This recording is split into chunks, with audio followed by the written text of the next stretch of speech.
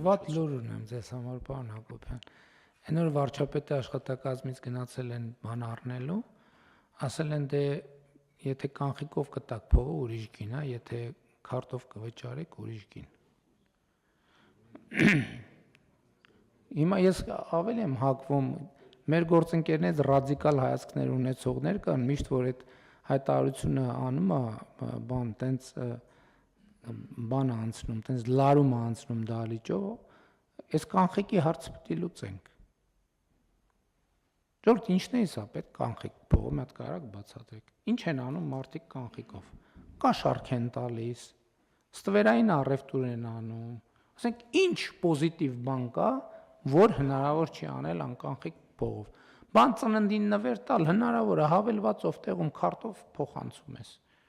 Նվեր, այսինքն ինչ կա, որ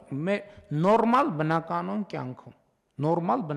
կյանքում, որը սահմանված է Հայաստանի Հանրապետության օրենսդրությամբ, հանրային բարոյականության նորմերով եւ այլն, ինչ կա, որ հնարավոր չի անել անկանխիկով։